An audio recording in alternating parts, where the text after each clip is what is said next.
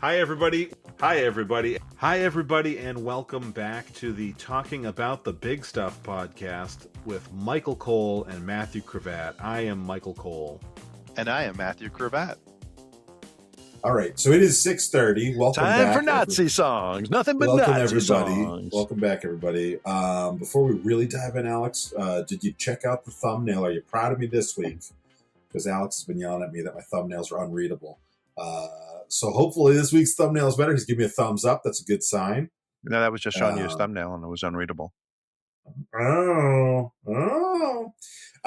So I wanted to talk about comedy because I feel like we've had some serious stuff lately, and we've got some serious stuff going forward in society, and comedy. Predicting the future, are we? Maybe everything's going to be hunky dory. How do you know it's going to be serious? Well, maybe after November things will maybe start to moderately neato. Maybe not hellfire on earth. Not unwell, thank you. So I was thinking about like comedy, and we've had a kind of a lazy weekend. We've been okay. Can I just say something for Mr. Nimrod real fast? Sure. Comedy. Okay, that was just for him. So I was like thinking about a lot of times we think about comedy as being the thing that makes you gotta laugh so you don't cry, and comedy being the Novocaine for life of like especially in times like this. And I was watching. We've been binging because Logan has finally gotten into it, and it's one of our favorite sitcoms, Modern Family. And at first glance, Modern Family seems very much like just amusement, right? Just a fun, funny show. What an amusing diversion you have there. What an amusing diversion. I don't remember that episode. Nothing. It's just a thing you say. It's an amusing diversion. It's a fucking comedy reference. It's not a specific. I'm not stealing from someone else. I'm creating from my soul. I've never heard you create from your soul before. So we've been watching that, and we're on the second season, which is where they really start to ramp up towards Cam and Mitch getting married and showing physical affection, which was a deliberate thing at pre Supreme Court ruling for Obergefell. This was a intentional thing to kind of say like, we've got Jay and Jay and Bob, Jay and Silent Bob kissing. I was going to say having physical affection, and we've got Phil and Claire. But you had the gay couples not allowed to do that. The first season, they're not doing that, and then it starts to ramp up, and that was the show was successful enough. They're like, now we can do what we want to do. Exactly. And so I was like, like that is a thing that we should talk about. And then,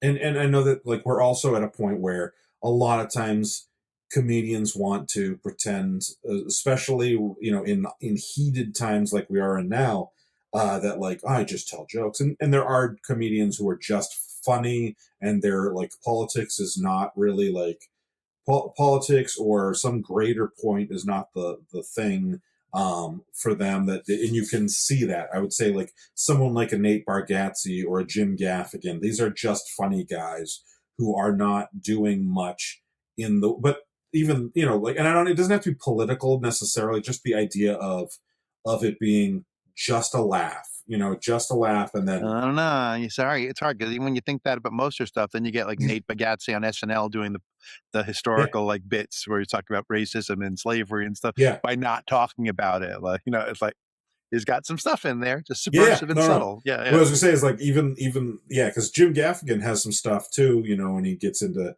certain things, and you're like, oh yeah, and there's also the kinds of comedy that talk about maybe not political stuff, but like personal, growth and things like inspirational, showing, Muppetational.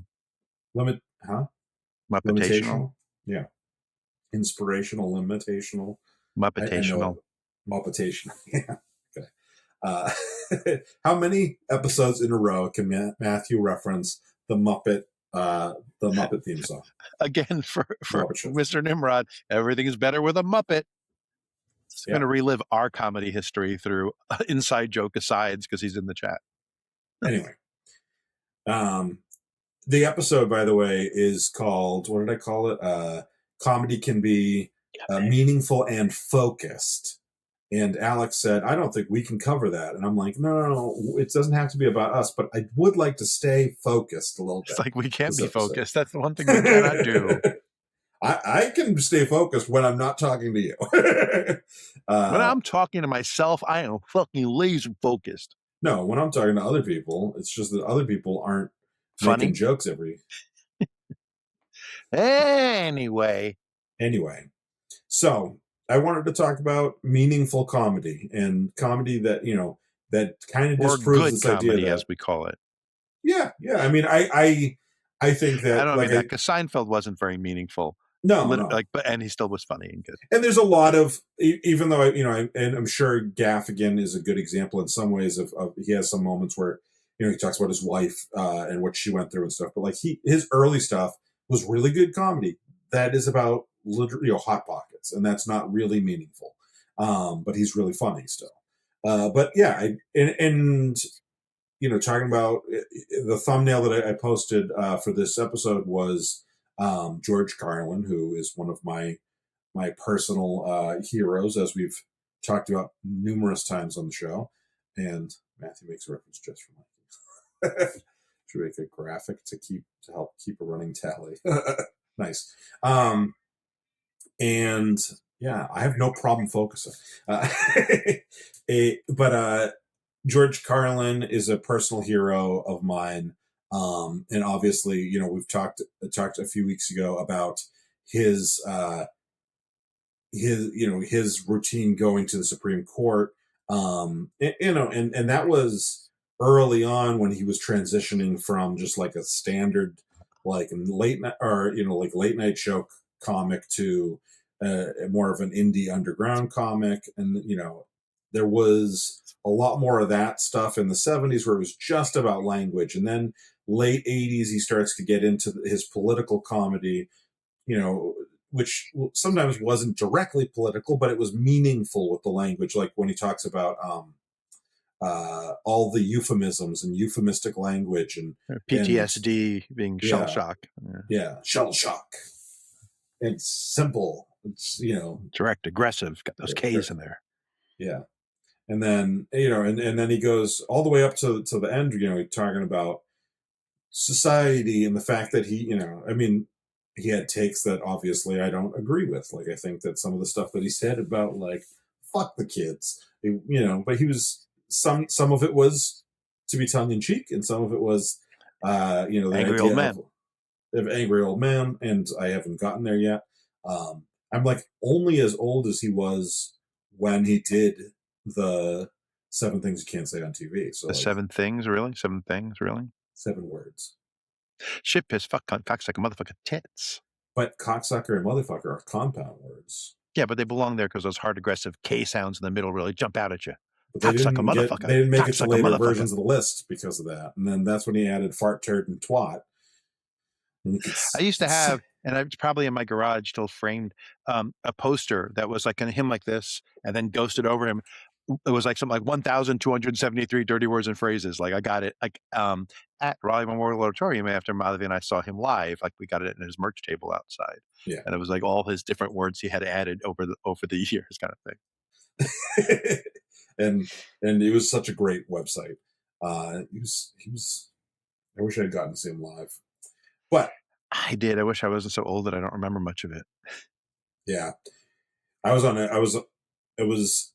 with a girlfriend. We were watching what ended up being his, I think, second to last special, because I think he recorded another special like right before he died.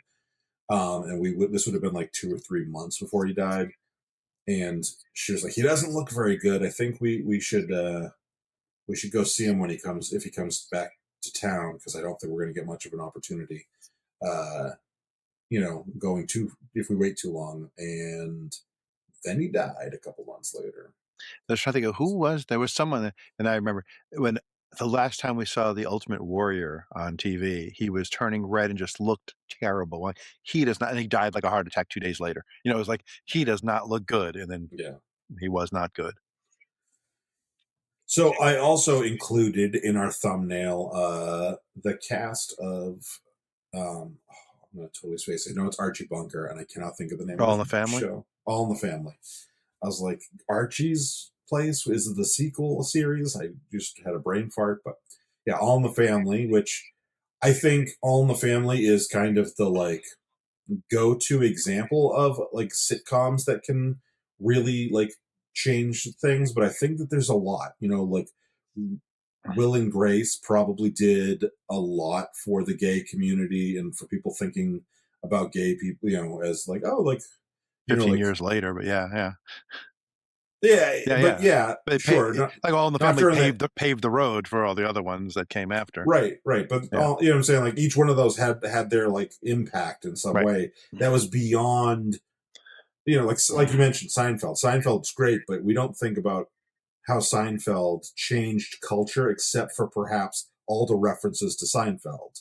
Whereas when you look at Ellen being on her show, having the Coming out as Lebanese. Coming out as Lebanese. That's a good one. And then that was what happened on the show. Like there was something where she kept saying she was trying to come out, and she said, "I'm Lebanese." Like Lebanese was a running gag at one point on the show. Yeah, not mine. And I think that's an interesting one too, because I remember a lot of my family liking the Ellen show, and then when she came out, they're like, "Well, now it's all about being gay." And then like a year or two later, everyone was watching Will and Grace, and I'm like,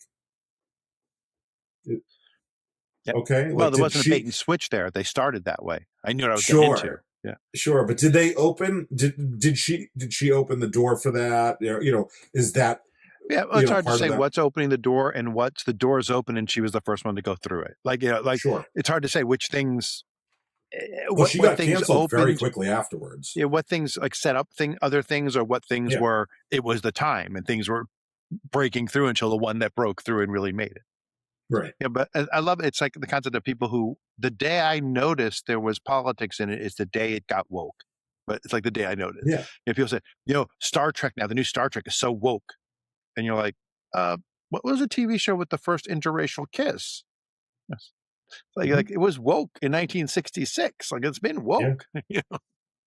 It reminds me of that saying of if you're not a liberal by 20, you have no heart, and if you're not a conservative by 30, you have no brain. And I've often thought that doesn't make any sense to me. And then the only way that I can make that make sense in my own head is like, oh, society changed enough that where you were at 20 is now conservative by 30. I can accept it that way. And I feel like there is an extent to which that is, being woke in 1964 or whatever, when Star Trek came out, is not the same thing as being woke now. But wasn't it? I just said 66. You're gonna. I wasn't listening to you. And I also don't think you're correct. Oh, man. I think it was 2009, according to this. J.J. Abrams directed the first. Yeah, it says 1966. That's what it said, so. Anyway. You know why I married my wife, right? Because of Real Genius? That was why I went out with her the first date. On that date, I quoted Star Trek. And then she looked at me weird, and I said, "Never mind, that was Star Trek." And she said, "No." And she said the next 2 lines of dialogue that followed the quote. And I went, "You are perfection." And that is where it was over. Nice. She went out with me because of Real Genius, stayed with me because of Star Trek. Nice. Leah says, "Hey, Dad." Who? I don't know, some fan. But my point being, yes, to some extent, I think that you can kind of say, well, yeah, being woke in 1966 is different than being woke in 2026. But I also think that, like, ultimately, it's like, once you cross the line of something I don't agree with, now you're woke. Woke is anything I don't agree with. Right. And yeah, so I think that there's a lot of comedy that's made for comedy's sake, but still has that. And then I also included The Daily Show. I think is a really important transition for our country. Craig Kilborn was very good. Yeah, absolutely. But I think I know who Craig Kilborn I is. know. He was the first I'm one. just like Okay. thinking how many people are going to hear that and go, the guy from ESPN, you know? I loved when on Jon Stewart's last episode the first time when they had like literally every single person who'd ever been officially affiliated on screen with it, not just like a guest or whatever, but like every correspondent and everybody. And Craig Kilborn comes on and goes, "I knew he wouldn't last." It was great. But like the Daily Show, the Daily Show obviously, I think it found its voice in September 11th is what most people agree on. But when you look at two things, I think is that really that take it above and beyond comedy it became people's news source for so long. I don't know that it is anymore. I don't know how relevant it is now. But for a long period of time, it was a lot of people's news source.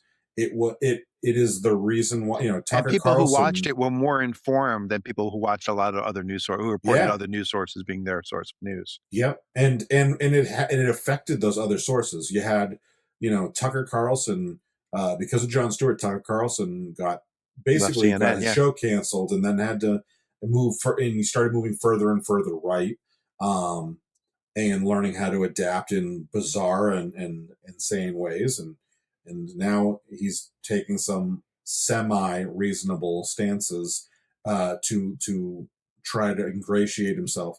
I say semi because he's against he's pro-Russia, anti-America, but yeah, he's anti-Trump a little bit too. He's against the genocide. He's against Trump, but maybe not for the right reasons on either of those. So that's why I say semi. I'm not giving him any credit. Don't worry. But like he wouldn't be what he is to a large extent if it wasn't for Jon Stewart. Then you get into the fact that we had all these spin-offs, all these other things that came out of the Daily Show because of Jon Stewart. You got the Colbert Report was a huge thing. I know that Colbert himself, going on to do the Late Show, was the whole thing. Colbert, how many failed sketch comedy shows was Colbert on before the Daily Show gave him the opportunity to blossom into what he was? Yeah. But I also think that the Colbert Report had its own cultural impact. I had a boss who would say that Colbert Report was there to balance the liberalism of the Daily Show. I would just look at him and be like, "You're a smart person. You don't know what you're watching, do you?" Like, I had family members telling me how much they liked Colbert when it was the Colbert Report because they didn't get the sarcasm. They just whoosh. Or they were like the sarcasm. I think it's kind of that. We've talked about it a little bit before, where ultimately, if you parody something straight faced enough, like it almost doesn't matter. There was a Poe aspect of it, that he was such a good parody that we were laughing at the fact that he was pointing it out, and they were agreeing with the points he was making, thinking it's just funny that he's making that point, but not realizing that it's making fun of your entire viewpoint when he's doing it. Yeah. Or that they were like, we know that he's making fun of us, but he's making good points, and I don't like I'm saying my Republican friend didn't. Like, he just thought it was a Republican comedy show, and like they're making jokes, but like he didn't get that it was a satire of it. Oh, there's a cat in the room with me. I was looking down. I'm like, what is it? Cat one of my favorite quotes, and I'm sure it wasn't his originally, but he really nailed it, was reality has a liberal bias. Yeah. And like as a way of dismissing reality as a source. And like that show was brilliant. And talk about cultural impact. He invented the word truthiness. And it is the core of Republican beliefs. Like he put he or his writers, whoever, put their fingers on the pulse of that perfectly. Yeah. And then you've got Last Week Tonight with John Oliver. There's so much, that expose comedy effect. Yeah, exactly. Like has affected real world change or impact, and sometimes it's political, and sometimes it is. Like the fact that John Oliver spends the HBO budget to buy out debt and then just forgive that debt, or there's all these other things. So you could say like that is political, but it's different kind of political than like necessarily left or right politics. But Republican comedy is an oxymoron. I wish The Daily Show, every time they switched hosts, would do the Doctor Who. Regenerate to the host. Jon Stewart turns into Trevor Noah, turns back into Jon Stewart. I know he's not the Friday full-time nights host. just generates into. I do, if they do go back to a regular host, which I'm not sure that they have any intention to do that anytime soon. My pick is Josh Johnson. I love him so much. He's amazing. He's so good. And I'm like, I don't know if he just has like a couple of friends who write with him or what, because I've got familiar with him more based on stand-up than based on him being on the Daily Show. And his stand-up is so fast. Like the day after political things happen, I see him on YouTube with insightful jokes about the thing that just happened. Not doing like a minute or two of jokes about like, he'll be like, okay, I'm going to break down the R. Kelly situation the day after R. Kelly or the day after. And you're like, how did you know all the facts this well? Make the jokes, and like he's got to have. It can't be writing it himself. He's got to be having at least one other person working with him, right? Like, but even still, he just nailed. ChatGPT is doing most of the work for him. I think some of this I became aware of before ChatGPT. So he is brilliant. He is my absolute pick for. He may be the best young comedian out there right now. That I've been exposed to. When you're talking about even if it's not political, just like. Topical humor. He is absolutely incredible. And in a way that I think, like, I know he has a political, that's the other thing that's nice about him is he has a political ideology probably that you can kind of tell, but he's not so, he's not ham-fisted about it from what I've seen of him. He, I think that a conservative could watch a lot of his left-wing specific stuff. Like you could watch the R. Kelly takedowns or the P. Diddy takedown, all of those things and really enjoy, which I do think is ultimately going to be part of the way we start to deprogram. Yeah, I feel like a lot of what makes it now that I've seen all his material, but when I've seen, he's not hitting you in the head with, here's my opinion on this political thing, as much as he's just summarizing the political thing in a funny way. And yeah, you could tell that he's not a fan of the Trump administration, but it's not like, how many ways can I make fun of Donald Trump for being orange? He's not punchline driven. I like Jimmy Kimmel a lot, but Jimmy Kimmel is 100% like fuck Trump. Yeah, they're both equally quality forms of comedy, but but it's hard to come to Jimmy Kimmel if you're a Republican and go, make fun of the guy I like, versus using what's current as comedy. Yeah. Right. I think that there is a really good, I've mentioned this before when it comes to atheism, that it's beneficial for us to have different flavors of things to be able to like introduce new people to it. So, like I've said, Matt Dillahunty is not going to necessarily be the way to get everybody into skepticism, but he is a way and he works for some people. And then you have others. Well, I think you have, I honestly think that Josh Johnson is so funny and so good at keeping unfortunately, that balance. Republicans won't watch him because he's black. So he loses on the first step. But I think that there's a good amount of comedian is only on stage because he's black. There's a bunch of white comedians that couldn't get time in which I think that they don't think being black is DEI. Because how many conservatives do you know that like Medea or like Chris Rock or now Dave Chappelle, because Dave Chappelle's a transphobe, although he doesn't want those people's fandom. But he's like, well, the funny thing, he's like, shit, am I agreeing with that? Like, why are they suddenly my fans? What did I do? Like, he thought I was right to make fun of trans people until he saw who likes him, and I think he's like, maybe I should reevaluate what I did if suddenly the wrong people like me because of it. Yeah, and I think that I think Josh Johnson has the opportunity to cross over in little ways. Like, I mean, that's, if you look at Candace Owens. Do I have to? I mean, I think looking at her is the least offensive thing about her. It's fair. If you look at Candace Owens, while she has a brand that you and I and Alex and everybody else are kind of aware of, part of the reason why she's been able to gain as much traction over the last couple of years since she left the Daily Wire is that she covers celebrity gossip shit too. She got a lot of housewives listening to her because she was all in the Blake Lively, Justin Baldoni drama, and she was, there's all these things that she had commentary on, and she got them in, and then she starts talking to them about how Macron's wife is trans, or this, I'm not saying she is. Yeah. I am not saying that she is. I'm referencing his trans cousin at that. Like, that was the other thing. She's nuts. She's nuts. We don't sue us, France. We love you, France. We think Candace Owens a cuckoo bird. So there is a level of that, like that drama, that celebrity drama thing that I think Josh Johnson also is able to tap into, where I could see him getting the, like, we talk about, there's a lot of conservative couples where one is way more conservative than the other, and so like that person might be like a never Trumper, or like getting on the never Trump train, and then the other person is like a wackadoodle. I think that some of those people, especially if they're wives, might be interested in that celebrity gossip thing. That's how they got it. Candace Owens, I could see him getting those people in, like, oh, I want to hear about this guy's take on P. Diddy, or this guy's take on Jonathan Majors, or whatever. And then I start following him because he's hilarious.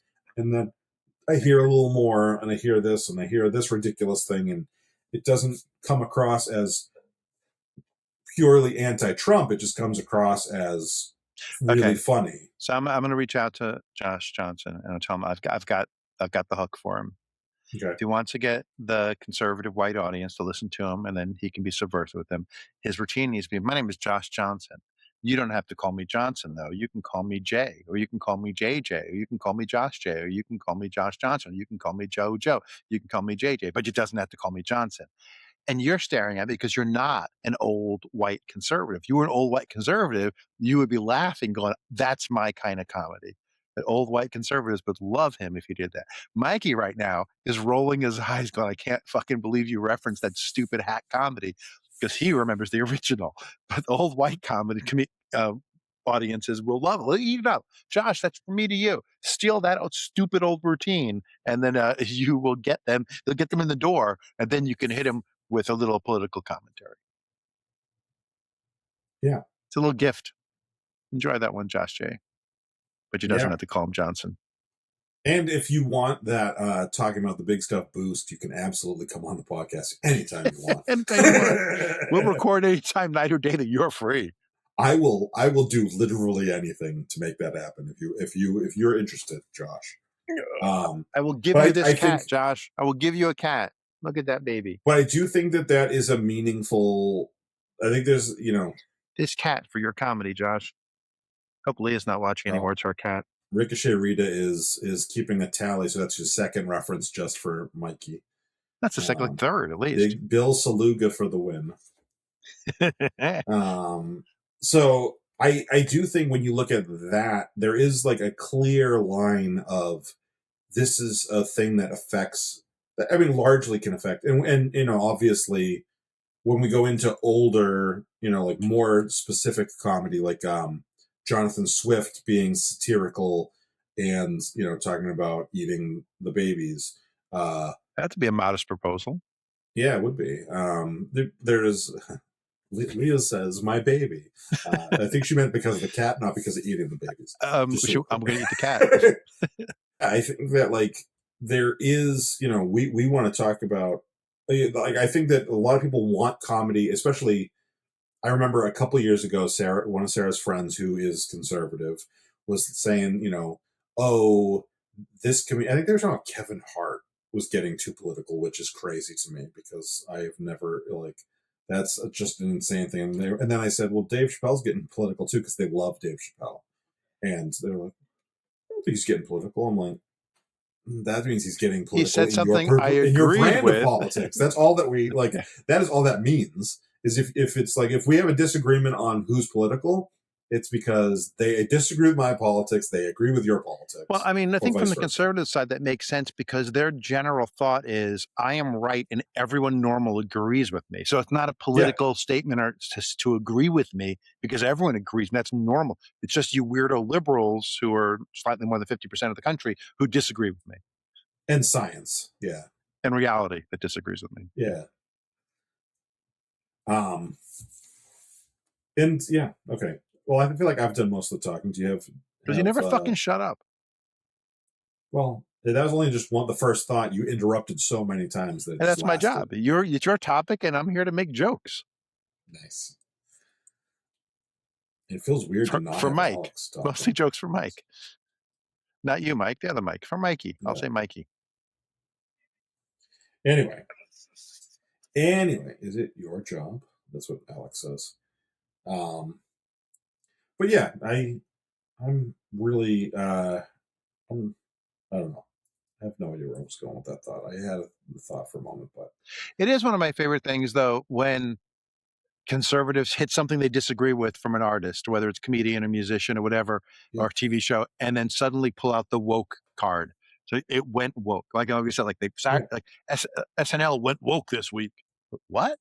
Yeah. Or Star Trek went woke. The show that was only about social issues for 50 years suddenly went woke. Yeah. We don't have an opposite of that either, which I think we need to make an opposite of that. That it went broke? No, that's their go woke, go broke. Yeah, do you know that's the scientific formula? I saw an Instagram post from a brewery in Brooklyn, and it was like, we have to announce that we went woke and we went too far and we've gone broke. We're so upset. And the next thing, bullshit, that's a lie. We're doing great. We're having a special, and if you're MAGA, fuck you, don't follow my page. Nice. But for somebody like when Dave Chappelle started doing that, or when, the Joe Rogan thing, they gone grift. I mean, we call them grifters, I suppose, when they go. I mean, they took a turn down that path. Like there's references to them doing it, but there's not a good phrase. You're right. I don't think it's a good phrase. And I think that I think when we talk about the grift, I think that is more of a cynical thing of although I think when they say the go woke thing, like the going down the Joe Rogan path is kind of a thing that happens. Not even it's a grift, but yeah, like there's a former popular atheist podcaster turned stand-up turned Joe Rogan path, cut to the right, that's in town or going to be in town or just in town, I don't know, but emails are going around from old friends of mine who don't follow the current drama, don't know, just know, that guy does stand-up now, saying, hey, who wants to go? And I'm like, I don't have specifics to quote you that he's gone down the Rogan path, and we really shouldn't. Is it the bald guy? What's his name? It was David Smalley. Smalley. Okay, yes. I was just doing he sighed all the time. I was doing his side. Okay.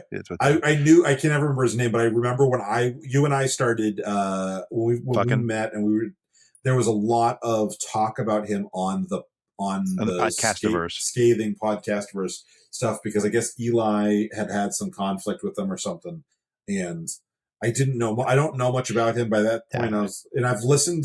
I was like, I want to listen to the other side of it a little bit. And I was like, this guy's not funny. And I can't really get what. I mean, he's one of those guys. So I've met him. We had him as a speaker before he made the turn. And Jacob and I sat next to him during dinner after the show. I remember he ordered pulled pork and I ordered like a burger or something like that. And I was like, if you don't like it, I'll swap with you. Like, pulled pork can be an acquired taste, which I happen to love. But, he's a Texan, so he's used to brisket, not vinegar. But he basically was a bit of a rude asshole, and he used to debate Christians on his show, Dogma Debate. And when you're on his side, it was fun listening to him being a rude asshole to people. Yeah. And then you heard him doing it to his co-hosts, and like, why are you being a rude asshole to your co-host? And found out he was doing it to his wife. And he is just a rude asshole. He's not playing a role on the debate. He's just an asshole. And as more people started realizing he's an asshole, he stopped being invited places, and then suddenly he started going more right-wing places because they would have him. And my friends don't really know that because they just know his podcast stopped. They don't know the drama behind it because they don't listen to the other podcasts or whatever in the background. So I'm like, I don't know specifics other than he's an asshole. Like, I don't know anything he's done to be canceled. I'm just saying he's an asshole, and I don't want to go hear his comedy because it's probably full of asshole comedy attempts. I'm not paying money to find out. Maybe he's funny. I don't know. I'm not paying money to find out. And so everyone's like, Matthew, you sure you don't want to go? And I'm like, I'm pretty sure I don't want to go. So the reason I think that we should come up with something is because there's two things that go. I'm sure that goes both ways, right? With the two, you go to the right because nobody will have you on the left. They got Roganed. Okay, because I do think Rogan to some extent. He's an example of it, right? He did it himself. There's at least, actually, now I'm thinking about it, there may be 3 different versions of it. So there is the the left didn't like something, and that pissed me off, so I went right. There is the I think I can make more money, so I went right. And then there is the people who got convinced to go right genuinely think that is the correct side, not the right side, the correct side. They fell asleep of things. Yeah. And so like those are three different things. And I think we have, the grift is when you go there for the money. To an extent, I think it's kind of a grift when you're like, they didn't like that I was saying ivermectin, even though and they were calling ivermectin a horse paste, and so fuck them. I'm right wing now, even though I used to be very left wing on several things, which is what Joe Rogan did. I don't think. I think the money helped. But some of the like, I'm no longer welcome to left circles. The left is not coming to my shows. They're not spending money on me, so I have to go right if I want an audience. Yeah, and I think there's a lot of that where it's like, oh, this one particular issue pissed them off, and so now I don't want to deal with it. Like Alex and I don't know about you, Matthew, but Alex and I have both watched Young Turks on occasion. I haven't really watched them regularly since 2016. Clips here and there, but the guy annoys me, so I don't really watch He yells too much. Even when I agreed with him, I was like, he's too yelly. So I stopped watching.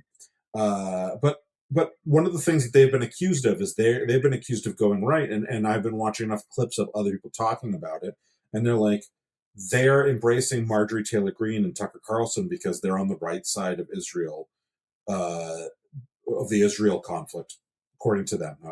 I'm not saying that specifically, because I genuinely don't listen to Marjorie Taylor Greene or Tucker Carlson enough to know if they, exactly where they are on those things. But yeah, they're like, well, we can talk with them, even though we disagree on so many other things. It's like, but you only disagree with the left on like one or two little things, which are maybe not little things. I think they disagree on trans ideology, and I think they disagree on policing, but like those things are way more overcomable than like, the only thing that I agree with them on is Israel, and I disagree on everything, and they will talk with the right wing on those things, and they'll go kiss up to Tucker Carlson, and they'll kiss up to Marjorie Taylor Greene. And so I think that is that same, like, the left pissed me off because they didn't approve of everything I do, so I'm going right wing, kind of, that's like the ivermectin thing. That's more similar to Joe Rogan. There's plenty of people who are like, well, there's all these things that I can take, take money from, these think tanks and all this other stuff to be on the right wing. To be a right-wing propagandist. It's also weird to me with those things is they'll have that person on, right, and say, well, we agree on this issue, so let's talk about it. And we'll talk about the issue we agree. And you'll have someone from the left on and go, we agree on 98% of things, but we disagree on this. Let's talk about the thing we disagree with and be angry at each other. It's like, well, how come you talk about the thing you disagree with this person to make it a fight, and the thing you agree with the person who's against everything else you stand for? Like is it just to get the views? Is it just for conflict on the show, or is it because you tend to fight harder with your spouse than you do with your friend at work? Right. And I think that the left can, definitely not as much, but can be guilty of the like everything that our enemy says is bad. I think that a lot of the Trump era stuff has kind of made us realize that that's not getting us. Like, I think we've gotten better at that. But when you look at like Trump 2017, right as he's taking office, there was a lot of shit where it was like, he said he likes pizza. Well, fuck pizza. And now, like, I think we're like, okay, we're going to acknowledge when Trump does something that is not harmful or that is I think Trump got a lot of kudos for Project Warp Speed, and for like he got attacked for everything else. That was almost 4 years in. That was 4 years into his presidency. I think when you look at 2017, there was a lot of the left being like, well, fuck him for this and fuck him for that. And I'm like, there's plenty to fuck him for, right? Like, these aren't the things. And then I think over that first couple of years, we kind of go, okay, we need to be more picky and choosy because we can't say fuck him to everything. I got to argue with somebody because they were posting about Kavefi, and I'm like, what the fuck? You hear what he said today? Besides spelling a word wrong, focus on the real stuff, not the stupid stuff. Yeah. I mean, and they were those like, "There's room for both." And I'm like, "No, there's not. The attention span of the public is small. That and one thing at a time." that's part of the strategy is like, let's overwhelm. What Right. is it? Flood the zone, I think is what they Yeah. call it.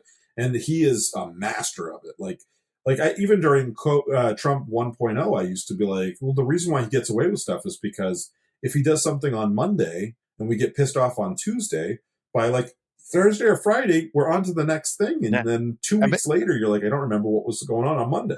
I've been listening to a lot of Pod Save America because they're not the Young Turks. They're not yelling and screaming. They're rational analysis. And I don't agree with everything they say and every stance they have necessarily, but they're presented well and intelligently. Sure. And they were talking about, like, people saying, wait, the focus of Democrats should be talking about, and I think it was about like Trump, it was some stupid thing about Trump. It was something stupid. And they're like, yeah, we could talk about that, but there's so much more important things to talk about. Why are we wasting time talking about that? Like you can only make points with 1-2 things soundbite wise. Even if that's true, it's not the important one. Trump's not running for office again. Let's not talk about that. Let's talk about what all the Republicans agree on that we want to really ding them on. I don't watch the Pod Save America stuff very often. I see clips every once in a while. Because I don't think I agree with a lot of their stuff, but I do like one thing that I've seen from them, which is, because I've seen it on other channels, which is if Sam Cedar makes a good point or the Vanguard guys make a good point, they will be like, yeah, these guys don't seem to like us very much, but here's why they're right about this. And it's like, they're not going to throw the baby out with the bathwater the way so many other people are doing right now. It is too not tribe. What is the they don't fall into tribalism so much. It's not tribalist. They're like, maybe what's funny about is, like, there's a bunch of people on the show, but two of the main guys, and I forget their names, so I don't care. I don't remember your name. Why don't we get more about theirs? But like one of them in 2008, 2008, I guess, when they were both in politics more. One of them was on Obama's, campaign team, and the other was on Clinton's campaign team. And then they both worked for Obama when he was in the White House. But it's like the whole thing of they were on different teams fighting each other, but that's over after the primary. And they represent that old style of you don't hate each other forever. You get together afterwards and focus on what you agree on. Right. And I think comedy is can be political, though, focused. Yeah. I think, well, I don't think that those from what I've seen of those guys, they're not particularly funny, but like, no, that's why I realized. Some of the things that we have, even when you talk about politicians, some of the sound bites and quotes, and I'm not talking about in the Trump era where everything he says is either terrifying or hysterical or both. I'm talking about like pre-Trump era. The way that politicians a lot of times were effective was being funny, like having a funny soundbite, or there was I mentioned it a few weeks ago, but like my favorite quote from Reagan is like, "Does Nancy know about us?" to the nurse who was holding his hand after he got shot, and Reagan had Don Rickles perform at one of his inaugurations. I think it was the second one. It could have been both, but the one that I saw had Webster on there too, so I think that was probably 84, not 80. You would know better than me because I was a Daniel Webster, a lawyer. You motherfucker. Emmanuel Lewis. Yes, Emmanuel Lewis. But they referred to him as Webster in the thing. They never said Emmanuel Lewis. He goes, "I have to follow Webster." Yeah. I love Don Rickles. But like you had, this level, and actually comedy in politics, the correspondence dinner up until Trump was what, 50 or 60 years of. Oh, I heard somebody killed at the most recent one. No, actually they tried, but they really tripped up. They really tripped up, is true. But yeah, like he took a shot. There's back to Colbert. There's that moment of seeing George Bush looking so uncomfortable as in character. Colbert just talks shit, like ironically about him, and that actually speaks well to George Bush's intelligence that he got that he was being made fun of. as opposed to those people who are like, he's a real conservative. Yeah. But like, you know, we've had, there is a balance of comedy being part of the politic and being part of the culture. In, you know, Mark Twain having his, you know, like there's the Mark Twain Award, and Mark Twain's, even though I don't particularly, I'm sure he had those witticisms, but I never found his writing particularly funny. No, his writing wasn't comedy. Like, he was a humorist on stage. He wasn't. Oh, He okay. wasn't a humorist in his writing. Yeah. Okay, I was gonna say I never Yeah. quite got the connection there, other Yeah. than the couple lines of different like talents that he had in different media. Okay, cool, good to know. But yeah, like it's you know, it is something that moves us forward as a society, and in a good way. Like, and it can be bad too. Comedy can absolutely move us backwards as a society. Comedy isn't pretty. Are we quoting something again or referencing something? It's a early Steve Martin album. Okay. But, you know, and when we look at, you know, what's his, Tony Hinchcliffe, who I have not watched his bit for his piece of the Kevin Hart roast, but prior to him getting political, I actually did find him funny. I think he was good on the Brady roast. I think that he is an obnoxious guy, but I can find obnoxious funny. I do think he is capable of being funny. I'm not gonna like just shit on him because I'm not gonna shit on his comedy, his good comedy. I think people, you know, might say conservatives can't be funny, and I think they're missing that. That's not true. What's true is it's hard to do funny conservative political humor because so much of it is just being mean and nasty and hateful. It's hard to be funny and do that. The person who does it can do other stuff that's very funny, like completely 100% funny. It's just hard to do that joke funny. Hard to be fun. Here, let me make fun of gay people and trans people and insult them in a really negative, punching down way. Not that funny, you know. And I will say, like, going to the couple of jokes that I've heard from I'm not saying Rob Schneider has ever been funny in his life. Just because he's a conservative doesn't mean he is funny. I'm just saying other people can be funny, not him. He repeats one line 30 times. So that's my joke. That's my character. You hide your weed in it. I'm making copies. Yeah, look, you can do it. You can do it. Now, look, I'm funny. I can repeat one thing. Actually, he did make one joke that I liked. He made one joke back in his stand-up days. One joke. He talked about how his mother would call him up and leave a message on his answering machine saying, "Rob, it's your mom." Like he doesn't know. And like she called, "Mom, it's your mom. Don't forget to set your clock back." Like, who else is going to call me? Not like I'm going to turn on my answering machine and hear, "Rob, Mr. Bauman, your 8th grade gym teacher. Turn your clocks back." That's a funny bit before he revealed himself to be a piece of shit. Every time it's time to set your clocks forward and back, I hear Mr. Bauman's voice in my head. I appreciate that one thing that Rob Schneider did, and now he can go live in a ditch by the side of the train tracks and be there. Yeah. And, you know, what is DEI? What is nepotism if not DEI? And yet he's anti-DEI, but he gets all his jobs because he's friends with. That's cronyism, not nepotism. Nepotism is family. Okay, I thought that they were. I thought it could extend to friends. That's more it's more cronyism when you do it with your friends. It's good to know that when you get parts in my future movies and stuff, that it's cronyism, not nepotism.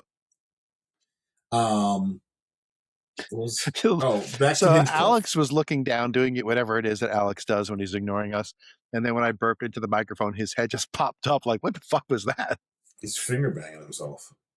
Oh my God, that was one of the things that Logan has really stuck with Logan from the 7 words you can't say on TV is you can prick your finger, but don't finger your prick. That's a favorite of mine as well. Logan and I are on the same page. Yeah. But he said it a couple times in front of Sarah, and I'm like, oh, please don't say it in front of Mom. But it's not, I don't think that like that I mean, he's definitely heard a little bit of reference to like actual fingering, whereas, you know, anyway. Sarah's texting. Are you done at 7:30? Usually, that's what I say. 7:20, Sarah. I'm just writing give or take.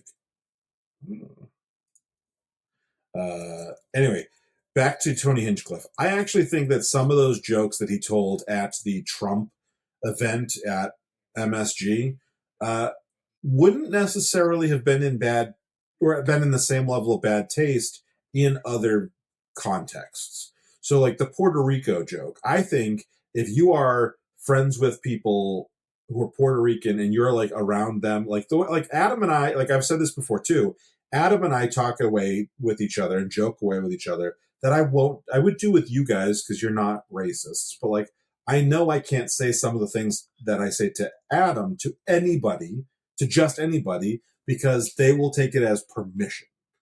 And so like you get that there's an island full of trash in the middle of the ocean. What do they call it joke? Puerto Rico or whatever he said. That, like, I don't think that I think that like that's a joke where if you're like, I'm friends with a bunch of Puerto Rican guys and while we're shooting the shit, someone says that, it's not the same level as I'm going to say saying it from a stage is different. Rally. Yeah. It's funny. It reminds me of a buddy I used to comedy with had moved to Florida, and I was on Florida on a business trip. And one night we're like, I don't have anything planned this night. We'll meet at a bar and have, drinks and dinner or whatever. And he was just gushing all these horrible jokes because he worked at Disney and then he worked at daycares. And he goes, I can't tell these jokes at either of these places. My wife doesn't want to hear this shit from me anymore. Like, you're the only one that could tell these horrible jokes who won't judge me for telling you. And they weren't racist jokes. They were just in bad taste jokes. Yeah. Dead baby jokes or something. They're anti-Semitic because he hates Jews. But still. Not racist. They're anti-Semitic. Okay. But I think that there is a level of that. Like, we get that idea of like, there is a time and place. And I think the roasts to some extent used to be that, where we can go a little further. Well, the original roasts weren't televised. They were just comedians at the Friars Club, just amongst themselves. Putting a camera in there was like, oh my God, we're going to show the world what we are when they're not around. And now it's a whole different thing. It's just itself. Right. But even the roasts, if you look back to the Comedy Central roasts of the last 30 years, and let's take out the last couple, and, you would get, there might be a theme. Like, we might be like, oh, we're all going to make fun of this, but a lot of times the theme was like, this person is not, what's the lady that would always get made fun of for fucking black guys? Lisa Lampanelli. Lisa Lampanelli. The like joke was that like she, was always making fun of her being a slut or whatever, not women being sluts. And, it wasn't as specific, but you could be politically incorrect in a way that what you couldn't really be as much. It was a Don Rickles thing. It's like, I'm saying I love you right after he says the joke. And it's clearly a friends talking to friends thing. It's not an attack. It's not mean spirited. And it's not. And it's not okay to do those jokes on an open stage, even if you're not being mean-spirited, because the audience is fucking randos. And some of them will take it as you can tell these jokes and not understand mean-spirited versus not mean-spirited. In private audiences, a difference of not being mean-spirited. Like when Mikey and I did, Mikey Wade and I did the complete works of William Shakespeare Abridged. There's a scene where you're going to do Othello, and because you're doing all the Shakespeare shows, and then the joke is we can't do it because we're white and it's about a black man. And Mikey and I sat down and scripted every Jewish slur on me and every white slur on him, and we went back scripting it and being like, oh, this one's across the line. You're not calling me the K word. That's not happening. Because we want to be clearly joyful and fun and not mean-spirited. What we're calling, half of mine came from George Carlin, Whitey the Blue-Eyed Devil and stuff, like what we were, when we were being careful that we weren't being mean-spirited or negative, but it also couldn't be interpreted that way. Like, no one in the audience was going to go, I'm going to go call a Jewish person a Red Sea pedestrian. Like, it wouldn't make sense out of the context of our argument in the show. Right. And then, of course, per the script of the show, we wrap Othello because that's culturally sensitive. Nice. I do remember. So, like, I try not to do this because if I hear a new slur, sometimes I go, oh, exactly. We get to a point, I think, especially those of us who really like comedy and really like stuff that's out there sometimes, where it's hard to surprise us with something new. And every once in a while, like on the Podcastiverse, Eli used to use one that the first time I heard Eli say it, I was like, what is that? And then I was like, oh, I think that's a slur. Like, and I looked it up, and like, people were like, oh, that's a slur. And it took Eli a while to stop saying it. Do you know what I'm talking about or no? No. It is the Latin root for 8. I think it's Latin. It could be Greek, I suppose. Like an octopus. Uh-huh. But it's just that part, and then we'll talk about it offline when it's not being broadcast. Anyway, I'm just not going to say it, the whole thing. Yeah. But like I do like every once in a while, I'm like, oh, that's a new one that I got to like not say, but like also at the same time, like I never heard it before. That's interesting. And there's one that has evaded me because I don't know what it is. And my mom, when my great grandfather died when I was 16 years old, my mother called him a motherfucking piece of. No, we were in the car going from the church to the cemetery, and my mom was a little pissed off at my uncle, her brother, because he called the priest the G word. And it's now it's 26 years later, 25 years later, and I was like, okay, it's not gay, because I asked, and like gay wouldn't have been that offensive that she couldn't have said that in front of me. Right, you're from Massachusetts. That's every third word. Right, and it's not, especially in 2000. And it's not the G word for Asian people, because he was Irish, like very, very Irish priest. So it wasn't that G word. And then I guess it could be git. Is git a slur? Like that's a British thing, right? Like it just means an idiot or something, right? Right? Is it? Yeah. So I'm like, so I've been, eventually I got to a point where I was like, okay, I'm going to ask. I'm 30 years old. I'm going to ask. And my mom's like, I have no idea. I don't know what he said. I don't remember this story. I asked my uncle. He's like, I don't know. Did I call him gay? I'm like, but no, gay. Like nobody would have censored the word gay in front of a 16-year-old boy. Like, you know what I mean? Like, there's no way they would have done that. So I'm like, what is this elusive G slur that I don't know? I could think of one, but it'd be really, really bad. Well, maybe they get away with it back then. So, I mean, so the one I can think of. What group does it refer to? No, for an Irish person, I can think of one. You said the priest was Irish. I can think of one. But my family's Irish, so that also doesn't make sense either. Well, the word was bad though, because it wasn't word; it was 2 words. It would be that green N word, just like they call Arabs sand N words. Oh, so there is a way to make it a G word, but it's 2 words that would be offensive no matter when, but that could have been said. But then my mom would have said the G N word or the green N word. I don't know. That's clunky. It is, yeah. I don't know. That's weird. Because the N word didn't exist back there as a phrase. Saying the N word didn't exist, as we discussed in previous shows. Well, this was 2000, so this word it definitely existed then. But anyway, because that was a thing back in the 80s and stuff. Was N word was such a commonly used offensive thing? You'd put an adjective in front of it to make it someone else. Yeah, I've heard the sand one before. This broadcast brought to you by the Creator Accountability Network. As per usual. Actually, I think we did a pretty good job not saying anything offensive while talking about offensive language. But let's start wrapping things up because honestly, it's 7:30, and I think my wife will kill me if we go much longer. And your wife is hungry and tired, and we haven't eaten yet. I don't even know if we decided about the surprise on a Monday night when we don't eat before the thing is to walk out of the room and see what has been decided on in my absence that will be dinner tonight. I like sometimes when I can smell it and I'm like, I can't entirely guess what it is. Like last week, I thought it was one thing, and then I got downstairs and Sarah was like, it's chicken. I'm like, it smells good. Chicken, it's good. I'm getting out of love with chicken that's not sauced or fried. I've had to eat more chicken because the gout, you're supposed to avoid like crustaceans. I don't eat fish that much, but I eat crustaceans like shrimp and stuff, but I'm supposed to avoid that, and I'm supposed to avoid beef and pork. So chicken is the other white meat. So I've been eating more chicken, which is annoying to me because I get tired of eating chicken. Except there's a lot of good different ways to eat chicken. But the other day I made chicken marsala for Madhavi because she was stressed. There's chicken parm for Joseph and chicken marsala for me and Madhavi. But this is Madhavi's thing. Her favorite thing in the world is chicken marsala with a side of spaghetti marinara. Like, don't put the marsala sauce on the pasta. She wants that contrast of the 2 different flavors at the same time. Yeah. Actually, Sarah and I used to do that. Not that specific combo, but like we would go specifically Cheesecake Factory, and I would get the pasta da Vinci, and she would get the chicken Bellagio because she likes the chicken Bellagio pasta.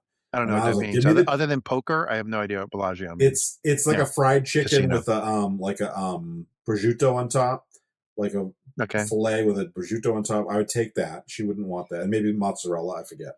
And then she would take a bunch of the chicken, which is just like sauced chicken, and we would flip flop what we had. A lot of times we do that. Like okay, well, I don't want that side. Then yours comes with it. That's because you spent a lot of time in the Olive Garden, and they used to do that, right? Like two different, like a white sauce and a red sauce chicken dish at the same time. If I remember the commercials right, they would do like the multiple sauces. You're the producer. Eject him. Eject him from the chat.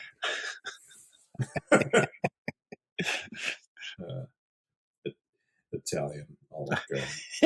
All right, so let's wrap things up. Matthew, you go ahead and get us started. Hey, if you're watching this on the video format, formerly known as YouTube, now known as YouTube, plus commercials, go ahead and like this video that you're watching. Go ahead and subscribe to our channel. That shows us lots of support. If you have any comments you want to make in the chat, if you're live, you are making comments live with us. Thank you, Mr. Nimrod, Leah, and Ricochet Rita. But if you're watching this recording, make some recorded comments because the live stream one gets hidden away. So the peons, the peasants, they can't see it. So make some comments, like the video, subscribe to the channel, ring the notification bell if you are so inclined. And we'll see you on the other side. Yeah. And then if you want to do more than that, you can go to patreon.com/talking about the big stuff, where for only, actually, you could do it for free. You can still subscribe, and then you get certain notifications that you wouldn't get otherwise. But also, if you want to, you could give us $1 a month, and that would get you the episodes early. You can give us $3 a month. That gets you a bonus all the uncensored stuff. In this episode, there might be a fair amount.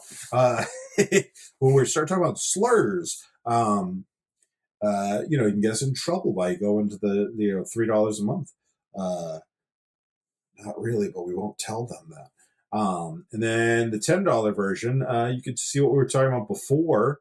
And like I've said this before, but I don't remember by now what we were talking about before the episode started. But so it'll be as new to me as it will be to you. But yeah, those are great ways to help us. But honestly, subscribing even to that free Patreon is great. It helps us algorithmically. We're trying, we want to reach as many of you as possible. We have this podcast, but we also have a documentary that's going to be part of the podcast coming out. So if you want to learn more about that, great ways are to subscribe to this and to subscribe to patreon.com/talking about the big stuff. Or follow our LinkedIn channel for that. Yeah. We're professionals. Yeah. All right. And then, that being said, I just want to thank you all for being here to talk about the big stuff in this episode, which was our tofu episode. A lot of it was tasteless.